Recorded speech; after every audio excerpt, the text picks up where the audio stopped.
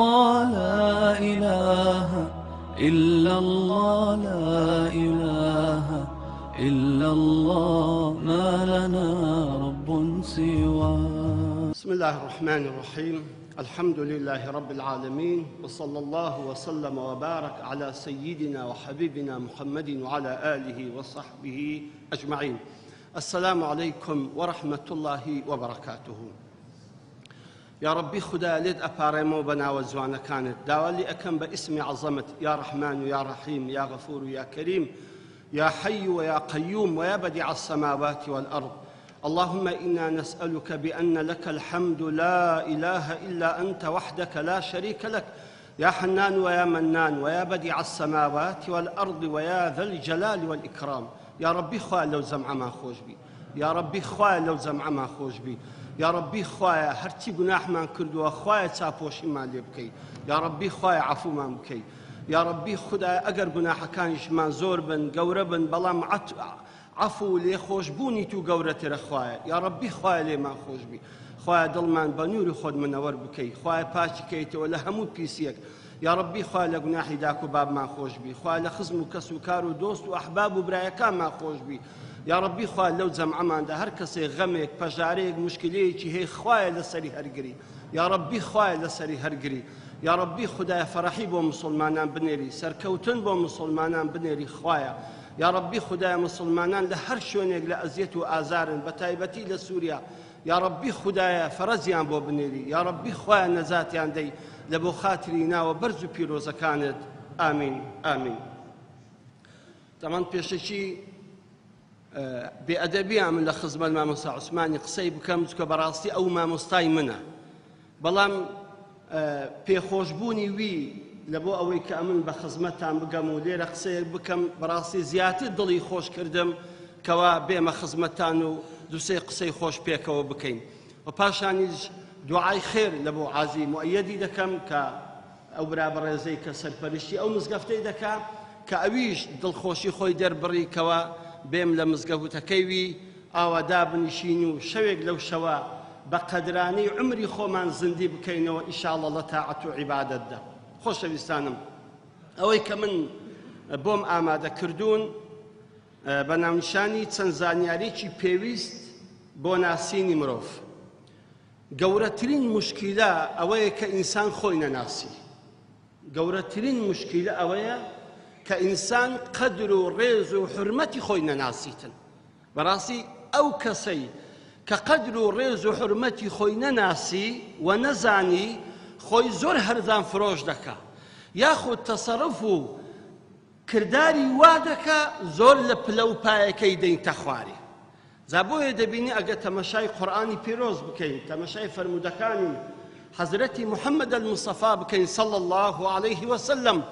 دەبینین زۆر بە جوانی قەدر و ڕێز و حرمەتی ئێمە پیشانمان دەدا، بۆ ئەوەی قەت ئینسانی مسلمان بە تایبەتی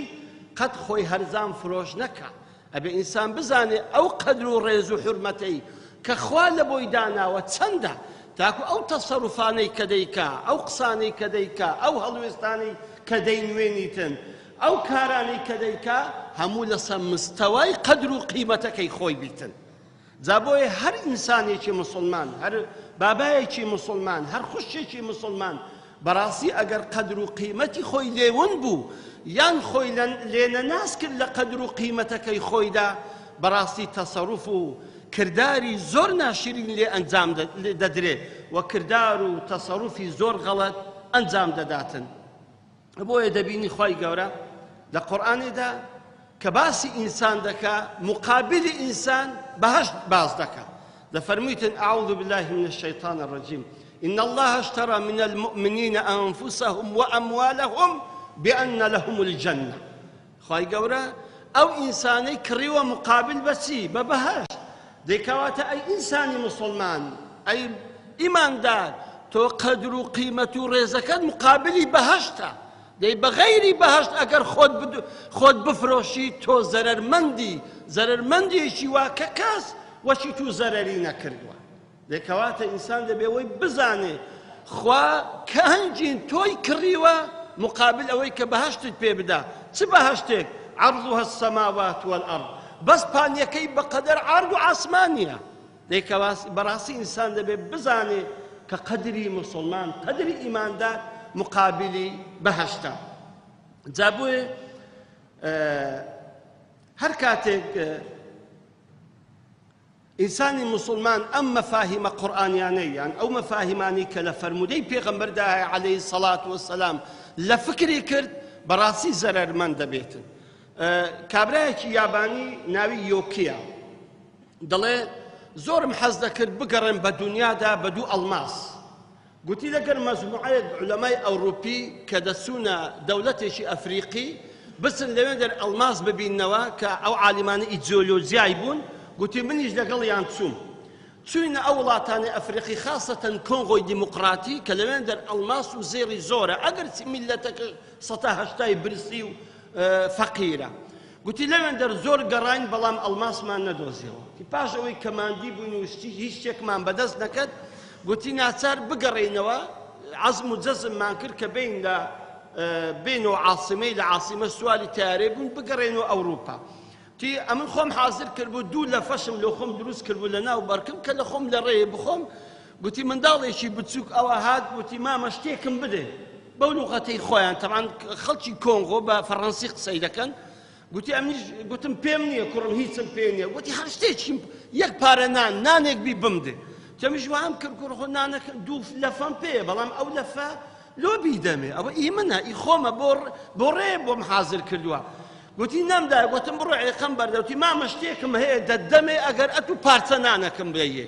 گوتمیش گوتم شتەکەتی بەردەچی هینا بەردەچی ئەوەندە گەورە دەوتی ئەو بەردە دەمێ دیتیتمەوە. تەمیش تەمەشام کرد گوتم وەڵی خۆ بەردەچی جوانە بەرکم نێم خۆ چ زەرە ناکەم تی لەفەکەمدایەوە بەردەکەم لە بەرچینە. چکە گەیشتمەوە یابان لەوێن دەرفە حەز دەکەم دەبینم ئەو بەردە ئەڵماسە. دەبینم ئەو بەردە ئەڵماسە گەورەترین ئەڵماس دەرچوو ساڵی 1946 گەورەترین ئەڵماس لە عالەم ئەو کابرای یۆکیە بەدەستی کرد. بە چەندی؟ بە یەک سەمونی بە یەک لەفەی. دەیکەواتە ئەو منداڵە قەدری ئەو ئەڵماسەی نازانیتن بۆیە زۆر بە هەرزان فرۆشتی. کەواتە ئینسانی مسلمانیش هەر کاتێک قەدری خۆی لێ بزربی بە یەک پارچە نانی دەدا بە یەک شەهەواتی دەدا بە یەک شتی دنیای بێقیمەتی کەمی دەداتن. جا بەڕاستی ئێمە دین باسی ئەو قەدر و ڕێز و حورمەتەی دەکەین کە خوای گەورە و پێغەمبەری ئازیز عەلەیهی سەڵات وەسەلام بەیانیان کردووە لە بۆ مسلمانان. خوای گەورە لە قورئانی ئەفەرمی وەلەقەد کەڕەمنا بەنی ئادەم. ئێمە بەڕاستی ڕێز و حورمەتێکی زۆر شایستمان لە بەنی ئادەم گرتووە. سبحان الله. من شتێکی بەسیط باز دەکەم لە ئینساندا ئەویش مێشکە. شتێکی بەسیط کە بزانین ئایا عولەمایەکان چۆن باسی مێشکی ئینسان دەکەن. ئەگەرچی ئەوە اختصاصی من نییە بەڵام وەکو نەقل من بۆم نەقل کردوون ئایا مێشکی ئینسانی ئەو عەقڵە کە خوای گەورە تەمیزی ئینسانی کردووە لەگەر غەیری ئینسانەکان بەو عەقڵ و ئیدراکەی کە هەیتی بەو فکرکردنەوەی کە هەیتی. هیچ حیوان فکر ناکەنەوە بەڵام ئینسان فکر دەکاتەوە بەسای ئەو عەقڵەی کە خوای گەورە پێی بەخشیوە. یەک لەوانە عالیمێک کە ناوی هێربەرت سبنسرە کابرایەکی ئەمریکیە اختصاصی لە عەقڵی بەشەریە لە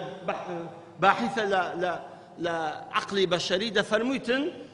150 ملیار خەلیە هەیە لە مێشکی ئینسان. 150 ملیار خەلیەی عەقڵی هەیە لەو کەلەی ئینسانیدا. دەڵێ ئەگەر ئەمە بین ئەو 150 ملیار خەلیەی بژمێرین ئەگەر بین دابنیشی برێ یەک هەتا 150 ملیاری 5 ساڵی دەوێت بەس هەتا تو ژمارەکەی تەواو دەکەی. بە 5 ساڵی ئەو زەئەتوو لە یەک ڕادەگەیە 150 ملیاری. سبحان الله. زان ئەو خوایە عەزیمەی لەو کەلە بچووکەی تو کاتوو بە 5 ساڵی بەس عەدەدەکەت پێ تەواو ناکرێ ئەوجا 150 ملیار خەلیەی فکرکردنەوە و عەقڵی دایتەتو. جا عولەمایان دەیانگوت باشە بزانی لەو 150 ملیارەی ئینسان چەندی سەرف کردووە چەندی بەکارهێناوە. عولەمایەکانی پەنجاکان دەیانگوت ئینسان 150 لەو عەقڵە و لەو خەلایانە بەکارهێناوە 150. بەڵام لە شێستەکان پەشیمان بوونەوتیان 120 بەکارهێناوە. یعنی تۆ 180 هەر مەخزوونە و بەکارت نەهێناوە مع العلم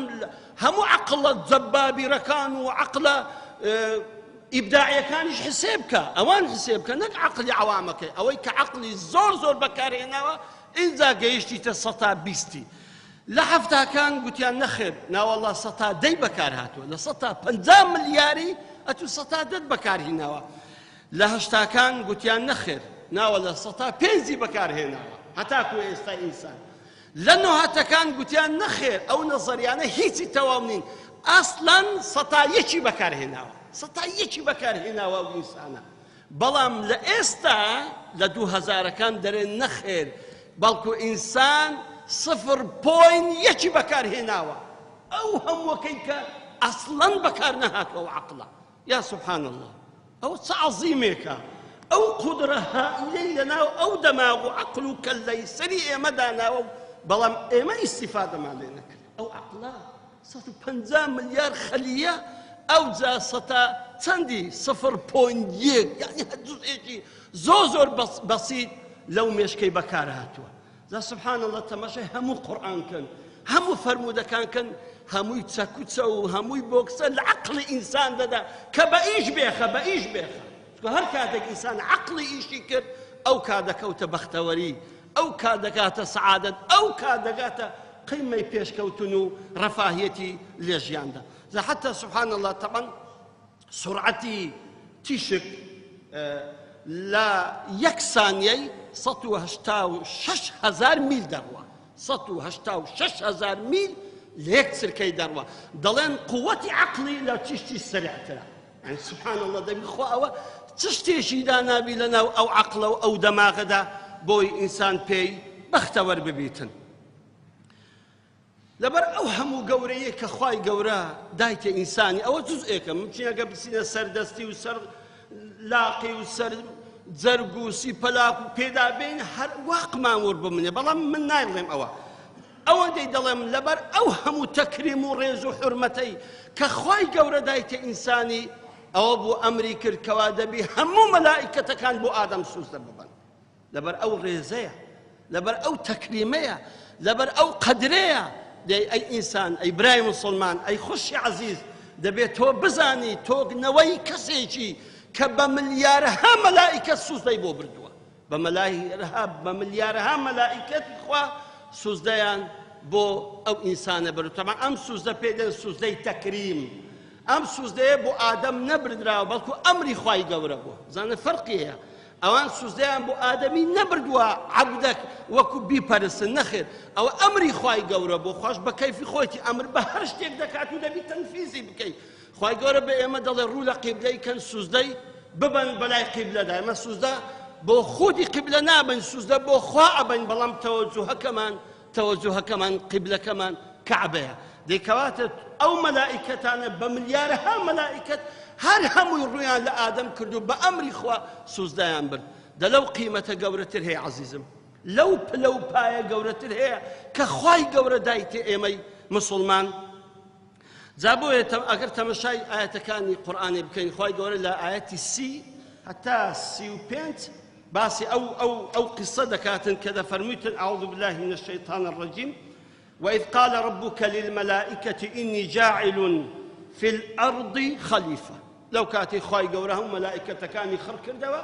گوتی وەرە پێتان بڵێ من جێنشینێک لەسەر زەوی خەلیفەیەک لەسەر زەویدا دەدەم کە جیل بە جیل یەکتر بەجێبێڵن و پەرەبستێن و زۆر ببن قالوا أتجعل فيها من يفسد فيها ويسفك الدماء يا ربنا تۆ کەسانێک دادەنین کە ئەوانە فەساد بڵاو بکەنەوە لەسەر زەوی و پاشانیش خوێن بڕێژن ونحن نسبح بحمدك لو كاتدا إما همو كاتك تسبيحاتي تودكين ونقدس لك توش بباكو منزهي راقرين قال إني أعلم ما لا تعلمون أوي من دزانم إيوة نازانم وعلم آدم الأسماء كلها خواهي قورد فرمي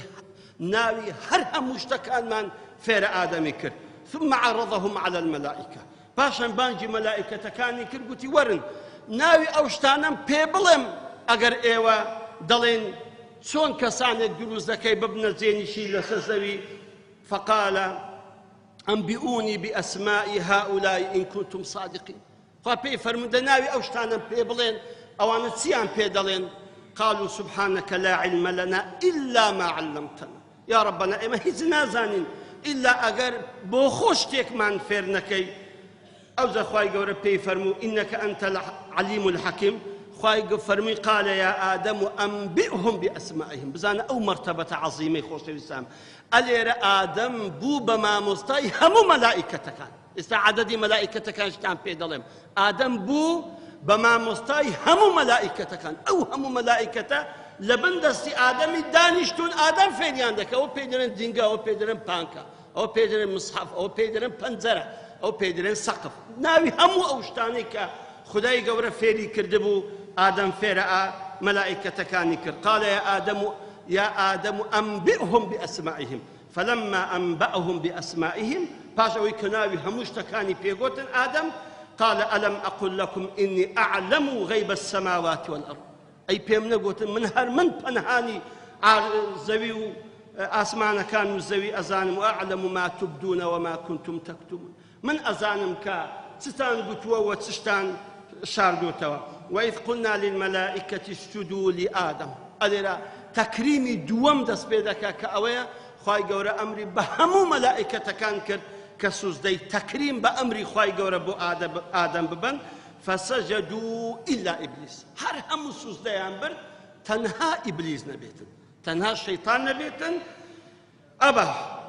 نيبر ما نعبو لا سوزدكا واستكبر خوشي بقورة ترزاني لا آدمي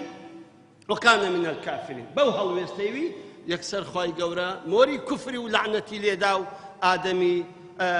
شيطاني لرحمته بزي ومهربان وملكوتي خوي دركر طبعا مسألة شيء اللي ربا بيما خوش بزاني زور كزوا أزانن كوا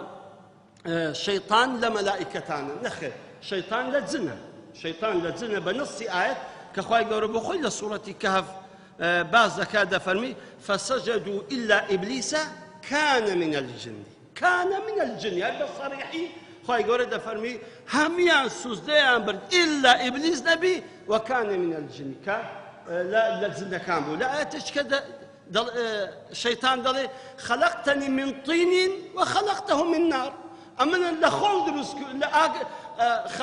خلقتني من نار وخلقته من طين من اللي آقر دروس كردوا آدم لخول دروس كردوا لقر دروس كردوا ده بخوي اعتراف دكا كملائكة نيس كملائكة لآقر دروس نكراون لنور دروس كراون خوي قورس لآيات الشتير ده فرمين لا يعصون الله ما أمرهم ويفعلون ما يؤمرون ملائكة قد بيسي أمري خداي قورناكا هر أمري شي بي بكري يكسر زي لك جاء بأو آياتان إسباد كالشيطان ملائكة دنيا بل كل لزنا كانوا بيش إنسان دروس كرايا علاقة بين إنسان وملائكة إن شاء الله أقر خوادر فدبو لمحاضرة كباز لكين أو ملائكتانا لقل مانن لو وقتي إيمان نطفين لنا وزجلاك مان حتى بهاشتي لقرمان سبحان الله يعني هيت كاتك ملائكات واصل إنساني مسلماني بر أمري خدا وبيغمبر نابي أصلا لقليتي لوقتي نطفة لنا ورحمي داشي حتى أو وقتي لبهاشتي شهر لقليتي إن شاء الله بالبوزاري شتر أقر عمر باقي بو بوتان باز لكم بلان بأوي بزانين بأوي قوري أو مشهدي بيته بيش ساود كسن ملائكة سوزان أبو آدمي بردوا 1000 2000 مليون وما يعلم جنود ربك إلا هو هر خواب خوي دزاني هر خواب خوي دزاني عددي أو ملائكتاني كسوزان بردوا أبو آدم تسندد بلان سي حديثي بيغمبر دينينو عليه الصلاة والسلام سي حديث يا كمين يعني بيغمبر عليه الصلاة والسلام روزة كان دانشتبو فرمي ايوا جويتان ليه لوي كمن دبيستم وتيان يا رسول الله والله جوي من له زنيا فرموي بيغمبر اخوة عليه الصلاة والسلام إني لأسمع أطيت السماء وما تلام أن تعطى فأفرمي زيري عسمان مجيري زيرة طبعا بارتان ديوا أوي قلمي باردك أنا أواني علافيانا نزيشي لعلافة كان دزان كاللوري إسا ممنوع زياد بارك زيري ليونا وقت خو زور زيري ليودار أو كقلمي زور لسبار لكن سبحان الله أو سياري أو لورد زيري دي لبقر ساي باركي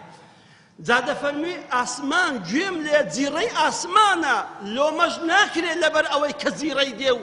دەنجی لەبەر دێ لەبەرەوەی جێی 4 پەنجەی نییە 4 پەنجەی لەو ئاسمانە فراوانەی جێی 4 پەنجەی نییە ئیلا مەلائیکەتێک یان لە سووس دێ یان ڕاوەستاوە سبحان الله زۆر گەورەی ئەو فەزایە یعنی ئەتو بڕۆ هەر فەزایە هەر بڕۆ ئەوجا لەو هەموو ئاسمانەی سبحان الله جێی 4 پەنجەی نەبێ ئیلا مەلائیکەتێک یان ڕاوەستاوە یان لە سووس دەدەیە فەرموودەی دووەمی پێغەمبەری خوا عەلەیهی سەڵات وسەلام کاتێکە لە میعراج بوو بەیتوی مەعمووریان پێپشاندا بەیت المەعموور لە ئاسمانی یەکەمە لە ڕاست کەعبەی پیرۆزە ڕێک لە ئاسمانی یەکەم لە ڕاست لە ڕاست کەعبەی پیرۆز لە ئاسمانی یەکەم تەمان کە پێیان پیشاندا پێغەمبەری خوا عەلەیهی سەڵات وسەلام لە عەزەتی جوبرائیل فەرموو ئەی جوبرائیل ئەوە چییە ئەوە فەرمووی ئەی محەممەد عەلەیهی سەڵات وسەلام ئەوە بەیتی مەعموورە هەموو ڕۆژێ بزانە هەموو ڕۆژێ 7,000 مەلائیکەت دێن نوێژی لەلا دەکەن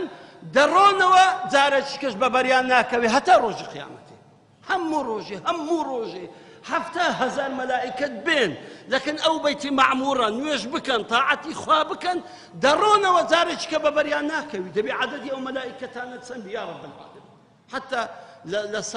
لأثرك دهات وأفرمي عددي ملائكة كان لعددي خوري يعني سن خور سن زور للدنيا أو عند عدد كيان زور ترى يقلو حديثان تريج باسي عددي ملائكة كان دكا بيغمبري خو عليه الصلاة والسلام دفرمي كخواي قورا ودفرمي وجيء يومئذ بجهنم أو روجي قيامة جهنم دينن يعني براشي شان دينن أفرمي بيغمبري خو عليه الصلاة والسلام دفرمي كجهنم دينن روجي قيامته 7,000 قلبي بيويا سبحان الله 7,000 قلبي بيويا لهر قلبة جيش 7,000 ملائكة رايدة جيش يعني سبحان الله عدد قلق هائل بس أو جهنم دينن أدي أو هم خلقيتك أدي لقر هر إنسانك كوادو ملائكتها زابراسي أوهم عددي بين بيساوي خود فكر كو أوهم عدد الزورة سوزديان بوباوشي تو بردوا آدم ده تخواتو أوهم الريزتها به أوهم قدر وحرمتها به حيفني إنسان خوي بدوريني بدنيا يشي بقيمة تخوا حيفني أوهم الريزو تكريما أوهم قدر وحرمته بشهواتي شي بسوشي دنيا بيدوريني تخوا حيفني بس دينارك بيدوريني خصك بكي تخوا حيفني أو بهشتي كخوشترين شوينة لهمو جيهان حتى لقيامتش بهشت لهمو شوينة شي خوشترا تخوا حيفني تو بيدوريني تخوا حيفني لدستي بداي كتو دروس كراي بو بهشت دروس كراي بوهم نازو نعمة خوش وين در بنوشي دروس كراي كلوين در بديتني خوا ولقاي خوا شاد بي لغود كيف وسيف لقر حورية تاوزوانا كان بكي تخوا حيفني خوا من بدوريني أوهم الرزا أوهم قدرا أوهم حرمتك خواي قورة دايتي إما بلام داخي قرانم استهست بيدكين أو قدري خمان لبيت سوا بشتي واخريشين شي أوها بروبوسو كم دكين والله لقدر ما دي تخواري زهر كاتك إنسان ويسيشتك بكا كلايقي نبو ويسيشتك بكا كلوزن وقيمتي دهنا خواري فكر كو خوار رزي لتو قرتوا حرمتي قرتوي أو حرمتي خود ما دورينا لو إنسان دا بحرمة ترين شوين چين دارا قلبي إنساني بحرمة ترين شوين لبرتسي لبر أو أسباباني كاستباز دك كبراسي إنسان يكمين شوين كبي ناسي وتعاملي لقبكي بجواني ضلي خوته أو ضلا كأو أصلي توعيا ألوين در أتوي حقيقي تيدايا أو ضلا كافية كزي خوشويستي خواي رب العالمين كافية لبو قوري أو ضلي كافية لبو حرمتي أو ضلي كزي محبتي رب العالمين زي محبتي رب العالمين عقل نية زقنية سيبلاك نية زرق نية زي محبتي خواي خوشويستي خواي عشقو أبيني خواي ضلي إنسان دتخوا لو شونا مباركة ترهيا دبا هندك توزك باسي أم ضلبك أو ضلي زوان بناسين شكو قد ضلي خود ناسي يتر أقل خود أبي يتر خود حفظ ذكي یەکەمین خاڵ بۆ ئەوەی جوان جوان ئاگال لە دڵی خۆت بی بزانە خوای گەورە لە ئینساندا تەمەشای دڵی دەکات. سبحان الله، کورەوە زۆر خەتەرە ها. خوا ئەگەر تەمەشای دڵمان کە نیوەمان فەوتاوین بەبێ شک، نیوەکەی دیش لە خەتەردانە. خوا لەو هەموو شکل و هەیبەت و عەزەمەتەی هەیتمان تەمەشای هیچی ناکاتن، نە تەمەشای چاوت، نە تەمەشای بەژنت، نە تەمەشای جل و بەرگت، تەمەشای هیچ ناکە، تەمەشای ناو دڵت دەکاتن. سبحان الله. جا خۆزێ بەو دڵی کە خوای تێدایە، خۆزێ بەو دڵی پاک و بێگەردە، خۆزێ لەو دڵی عەشق و ئەوێنی قورئان و محەممەد المستەفا و ئیسلامی تێدایە، خۆزێ بەو دڵی کە هیچ بغز و عەداوەتی تێدا نییە، خۆزێ بەو دڵی کە هیچ عقد و بغز و پیسایی تێدا نییە. دەزانی چەند خەتەرە خۆشەویستانم خوا تەمەشای دڵمان بکە و دڵیشمان خوای تێدا نەبی. دەزانی چەند خەتەرە خوا تەمەشای دڵمان بکە و قورئان و نوری محەممەد المستەفای تێدا نەبی. دەزانی چەند خەتەرە خوا تەمەشای دڵمان بکە و دڵیشمان پڕ عقد و بغز و حەسادەت بی. بەخوای خەتەر. وەچی ئەوەی وایە تۆ تەمەشای ماری برادەرەکەت بکەی، ماری برادەرەکە زۆر پیس و پەرۆغ بی، زۆر بێسەر و بەر بی، چەند متەئەسیر دەبی. ولله مثل الأعلى. زابوه پیغمبری خوا علیه الصلاة والسلام دا فرمی إن الله لا ينظر إلى صوركم وأجسامكم ولكن ينظر إلى قلوبكم وأعمالكم. باي گەورە تەمەشای دیمەن و شکل و منصب و کورسی و سیارە و قەسر و قەمەرەتان ناکە، هەموو بۆ خۆتان عافیەتتان بی، بەڵام خوا تەمەشای دڵ و کردەوەکانمان دەکات. کورە ئازیزانم وەڵڵاهی ئەوە نوقتەی خەتەرە، دەبی لێی بوەستین، بەڕاستی دەبی زۆر حیسابێکی وردی بۆ بکەین. کورە نەکەی ئەو دڵە بغز و عەداوەتی تێدا بێ، حەیفە خوا تەمەشای دڵێک بکە ئەو دڵە پڕی عەقدی مسڵمانان بی، پڕی بغز بی، پڕی ڕگ لێ بینەوە بی، پڕی موئامەرە بی. سەرباری هەر هەمووان هەندێک کەس هەیە دڵی پڕ وێنەی ئافرەتە، مەعاذ الله. تخوا حەیبنێ دڵی تو شوێنێک کە خوا تەمەشای بکە دەبی لە هەموو شوێنان جوانتر بیڕازێنیەوە، لە هەموو شوێنان زیاتر ئیحتیمامی پێ بدەیت کە پیس نەبیت، چکە خوا تەمەشا دەکا. ئەوجا ئەوەندە پڕ وێنەی ئافرەت بی، پڕ شتی بێ سەر و بەربیتن. سبحان الله. گەر ئێستا میوانێکمان بێ، ئەو میوانە بێتە ماڵمان، عادەتەن ئەو میوانەی دەبینە ئەو غورفەی کە جوانترین غورفەیە، جوانمان بۆ یاغ کردیە، تاقمەکەی جوانە، مافورەکەی جوانە، دیکۆری جوانە. ئەگە غورفەکانی کە هەموو کاول بن نایبین، دەرێن نا عەیبە، حەرامان دەچێ ئەو میوانە ئەو غورفە بێ سەر و بەرانە ببینی. جارە هەوەیە میوانی خۆمان بردیتە مارە جیرانان، لەبەرەوەی لە ماڵی مە هەندە بێ سەر و بەر بووە، توان با بێ سەر و بەری من نەزانی، با بچینە غورفە ماڵێکی تر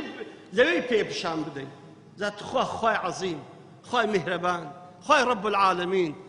هەموو شتێکی لێ مەعلانە و لێ ئاگادارە و وریایە و دەزانێ. ئەوجا ئەو خوایە تەمەشای دڵت بکە و ئەو دڵەش کاول ببی. جا بەڕاستی ئەو نوقتە زۆر پێم خۆشە، هەموو شەوێ فکری لێ بکەینەوە. تۆ کاتێک کە دەنووی دەتەوێت بنووی، ڕاوەسە بزانە دڵت خاوێنە، بزانە دڵت چی تێدایە، کە ئەگەر خوا تەمەشای کرد شەرمەزاری خوای نەبی، شەرمەزاری قاپی خودای گەورە نەبی. تەمەشای کە ئەگەر بغز و عەداوەتی تێدایە فرەیدا، هیچی مێڵە، ئەگەر گوناحی تێدایە فرەیدا و تۆبەی لێ بکە، وەرە ئەو دڵە ئاوەدان بکەوە بە عەشقی خوددا، بە خۆشەویستی محەممەد المستەفا عەلەیهی السەڵات وەسەلام، بە عەشقی ئەو ئیسلامە، بە عەشقی ئەو قورئانە، بە مەحەبەتی مسڵمانان، بە ڕەحم و بەزەیی بەرامبەر مسڵمانان، نەک پڕی بکەی لە عەقد و بغز. چکە خوای گەورە کە تەمەشای دڵێک بکە و پڕ عەقد و بغز و ڕق و چی نەبێت، تازە ئەم دڵەی ناوێت، ڕووە لەجێڕی لەو دڵە. قڕ بەسەر ئەو کەسەی کە خوا ڕوو لە دڵێک وەربژێڕیتن، قەت مۆفەق نابی، قەت بەختەوەر نابیتن ئەگەر هەموو دنیاش ئیوی بیتن. جا بۆیە